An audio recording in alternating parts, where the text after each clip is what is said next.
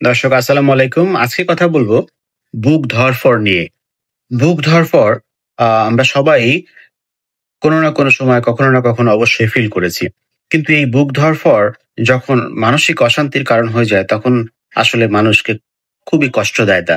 এখন এই বুক ধড়ফড়ের কারণটা কি? এবং বুক ধড়ফড় কেন মানসিক অশান্তি করে? ১ম বিষয় হচ্ছে ভুল জানার কারণে। বুক ধড়ফড় করলে প্রথমত তো এমনিতেই খারাপ লাগে। আর বুক ধড়ফড়ের ফলে আপনি যদি মনে করেন যে এই বুক ধড়ফড় আসলে কোনো হার্টের কোনো রোগ থেকে হচ্ছে। কারণ বুকটা তো মানে হার্ট তো বুকেই থাকে। সো হার্ট বেশি লাফানো মানেই তো বুকটা ধড়ফড় করে। তো হার্ট বেশি লাফাচ্ছে মানে ডেফিনিটলি এটা হার্টের রোগ। এরকম একটা ধারণা কাজ করে। কিন্তু আসলে কি শুধু বুক ধড়ফড় মানেই কি আসলে হার্টের রোগ? বুক ধড়ফড় করা মানেই কি আপনার বড় ধরনের কোনো কার্ডিয়াক সমস্যা হয়ে গেছে? আসলে কি ঘটনাটা কি? আপনি জানলে অবাক হবেন। সবচাইতে কমন যে কজ গুলো আছে নন কার্ডিয়াক অর্থাৎ হার্টের না কিন্তু মোস্ট কমন যে কজ গুলো আছে বুক ধড়ফড়ের তার মধ্যে ১ম এই আসবে হচ্ছে যে অ্যাংজাইটি মানে মানসিক চাপ বা উদ্বেগ, প্যানিক অ্যাটাক যেই অ্যাটাকটা আমরা বলি যে হঠাৎ অস্থিরতা ওঠে। মনে হয় এক্ষুনি মারা যাচ্ছি। তীব্র আকারে খারাপ লাগা, সেই প্যানিক অ্যাটাক, স্ট্রেস বা খুব বেশি চাপ মানসিক এগুলো হচ্ছে যে সবচাইতে কমন কজ। এছাড়া আরো কিছু নরমাল কিছু কজ আছে। একদম ফিজিওলজিক্যাল আমরা বলি। আপনি একটু হাঁটলেন বেশি, আপনার বুক ধড়ফড় করতে পারে। আপনি এক্সারসাইজ করলেন, বুক ধড়ফড় করতে পারে। আপনার এক্সারসাইজ করলে আবার হয় কি অনেকে মনে করে যে যেহেতু এক্সারসাইজ করলে বুক ধড়ফড় করছে বেশি, তাহলে কি আমার হার্ট দুর্বল? হ্যাঁ? আ অথবা যাদের আগে প্যানিক অ্যাটাক হয়েছিল, তারা তো অনেক সময় মানে প্যানিক অ্যাটাকের সময় বুক ধড়ফড় করে। টেনশন বেড়ে গেলে বুক ধড়ফড় করে। তো তখন তো আসলে মনে হয় যে মারা যাচ্ছি। ঐরকম অনুভূতিটার সময় যেহেতু বুক ধড়ফড় হয়েছিল, আবার এক্সারসাইজ করার সময় বুক ধড়ফড় হচ্ছে। তো তখন মনে করে যে আসলে বোধহয় এক্সারসাইজ করাটা ঠিক হবে না। আমাকে অনেকে জিজ্ঞাসা করে এক্সারসাইজ করা যাবে কিনা? ইটস নরমাল, এটা করবেন। কোনো অসুবিধা নাই। এক্সারসাইজ করলে বুক ধড়ফড় করবে এটা তো এর মানে এই না যে আপনার হার্টের সমস্যা হয়েছে। সিঁড়ি বেয়ে উপরে উঠবেন বুক ধড়ফড় করতে পারে। আপনার যদি জ্বর থাকে আপনার বুক ধড়ফড় করবে। শরীরে কোনো ইনফেকশন থাকলে বুক ধড়ফড় করবে। ব্লাড সুগার লেভেল কমে গেলে, ব্লাড গ্লুকোজ লেভেল কমে গেলে বুক ধড়ফড় করতে পারে। আপনার থাইরয়েড হরমোনের সমস্যা থাকলে, বিশেষ করে হাইপারথাইরয়েডিজম হলে বুক ধড়ফড় করতে পারে। রক্ত কমে গেলে, রক্ত শূন্যতায় বুক ধড়ফড় হতে পারে। পানি শূন্যতায় বুক ধড়ফড় হতে পারে। শরীরে পানি শূন্যতা হলে, লবণ পানি এলোমেলো হলে বুক ধড়ফড় করতে পারে। ম্যাগনেসিয়ামের তারতম্য হলে বুক ধড়ফড় করতে পারে। বিভিন্ন হরমোনাল চেঞ্জেও আরো অন্যান্য হরমোনাল চেঞ্জেও বুক ধড়ফড় করতে পারে। প্রেগন্যান্সিতে বুক ধড়ফড় বাড়তে পারে। মেনস্ট্রুয়েশন এর সময় বা আপনার ধরেন যে মেনোপজ হয়ে গেলে বুক ধড়ফড় বাড়তে পারে যখন মহিলাদের মাসিক বন্ধ হয়ে যায়। এছাড়া ধরেন যে লাইফস্টাইলে কিছু চেঞ্জের কারণে বুক ধড়ফড় হতে পারে। যেমন ধরেন যে আপনি যদি বেশি ক্যাফেইন পান করেন, মানে কফি জাতীয় খাবার বেশি খান, কোকা-কোলা বেশি খান, বেশি ধূমপান করেন, তারপর অ্যালকোহল নিলে, কিছু মাদকের ফলে যেমন কোকেইন, অ্যামফেটামিন, তারপরে হচ্ছে যে আপনার আ উম আ আ বিশেষ করে সিউডোএফিড্রিন মানে কফ সিরাপ ইত্যাদি নিলে, নাকের ড্রপ নিলে অনেক সময় বুক ধড়ফড় বাড়তে পারে। কিছু উম ওষুধে বুক ধড়ফড় বাড়তে পারে। যেমন ধরেন যে ব্রঙ্কোডাইলেটর, অ্যাজমার কিছু সেগুলোতে হাঁপানির সেগুলোতে বুক ধড়ফড় বাড়তে পারে। থাইরয়েড হরমোনের রিপ্লেসমেন্ট যে ওষুধগুলো আছে সেগুলোতে বাড়তে পারে।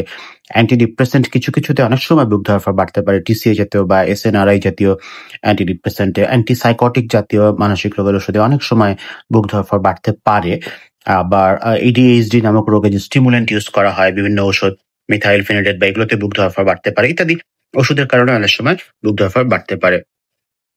আর যাদের রোগ নিয়ে বেশি ভীতি কাজ করে, ইলনেস, অ্যাংজাইটি ডিসঅর্ডার কিছু হলেই মনে হয় আমার বড় কিছু হয়ে গেছে, তাদের বুক ধড়ফড় বাড়তে পারে।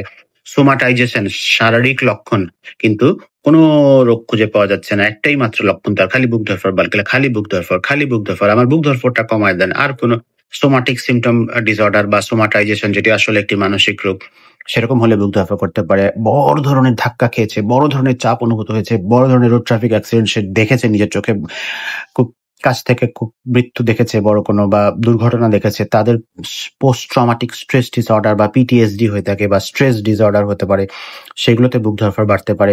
এরকম নানা কারণে বুক ধড়ফড় বাড়ে এবং মোস্ট কমন কজ কিন্তু আসলে এইগুলাই। এখন হার্টের যে কজগুলো মানে থাকতে পারে সেগুলো হচ্ছে যে অনেক সময় বলি যে অ্যাট্রিয়াল ফিব্রিলেশন, সুপ্রাভেন্ট্রিকুলার ট্যাকিকার্ডিয়া নামে কিছু পরিস্থিতি আছে। হ্যাঁ, অ্যারিথমিয়া বলি আমরা। সে সমস্ত কারণে অনেক সময় এরকম বুক ধড়ফড় করতে পারে।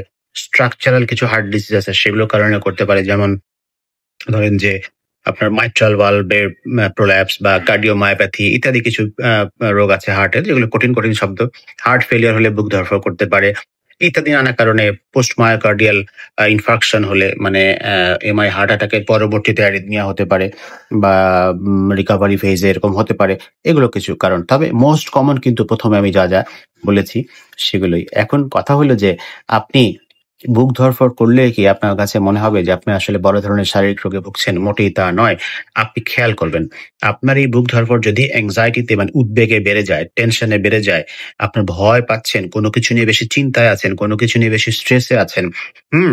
তা কখন মনের ভিতরটা স্বস্তি লাগছে না, পরাণ আনচান করছে, অস্থির লাগছে, খারাপ লাগছে, কেমন জানি লাগে, আমি বুঝাইতে পারি না, সবসময় খালি টেনশন লাগে, এইগুলা যদি বেশি থাকে, এর পাশাপাশি আপনার আরো কিছু মানসিক রোগেরও যদি লক্ষণ থাকে, যেগুলো শারীরিক লক্ষণ আকারে প্রকাশ হয়, যেমন ধরেন যেগুলো মাথা ভার হয়ে থাকা বা অনেক সময় বলে পেটেরও সমস্যা হয়, হাত পা কাঁপছে, হাত ঠান্ডা হয়ে আসছে, হ্যাঁ? এগুলো যদি হয়, খুব বেশি মন খারাপ লাগা, এগুলো যদি থাকে, তাহলে অগ্রিম ভাবনা বেশি আসা, বেশি টেনশন আসা, হ্যাঁ? এই ১ টা ২ টা কাজ একসাথে পড়ে গেলে কোনটা রেখে কোনটা করব অস্থির হয়ে যাওয়া, এগুলো সবই কিন্তু আসলে মানসিক উদ্বেগের লক্ষণ। এগুলো যদি যোগ থাকে সাথে, হ্যাঁ?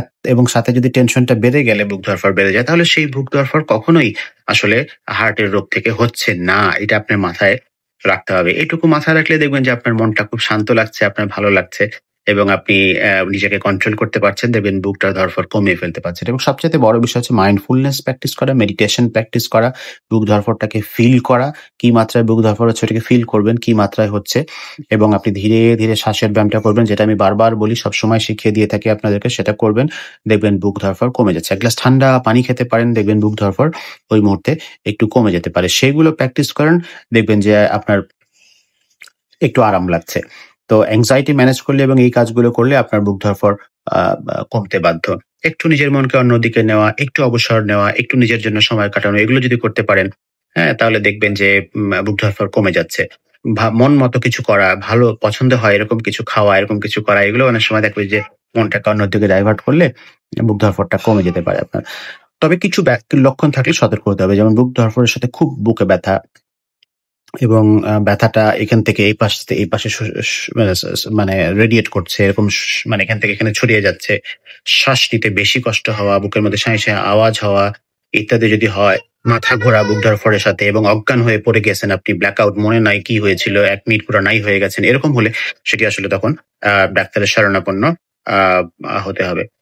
সো আ এই নিয়মগুলো মেনে চললে, পর্যাপ্ত ঘুম নিশ্চিত করলে, পর্যাপ্ত হাইড্রেশন মেইনটেইন করলে, অর্থাৎ সঠিক পরিমাণে খাবার-দাবার খেলে এবং পানি জাতীয় খাবার পর্যাপ্ত পান করলে এবং একটি সুন্দর লাইফস্টাইল যদি আপনি মেইনটেইন করেন, তাহলে অবশ্যই এগুলো থেকে বের হয়ে আসা সম্ভব।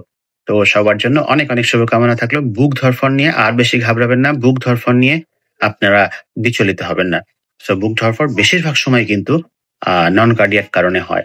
অর্থাৎ হার্টের কারণে থেকে অন্যান্য কারণগুলোতেই বেশি হয়। সবাই ভালো থাকবেন। সবার জন্য অনেক শুভকামনা। আসসালামু আলাইকুম।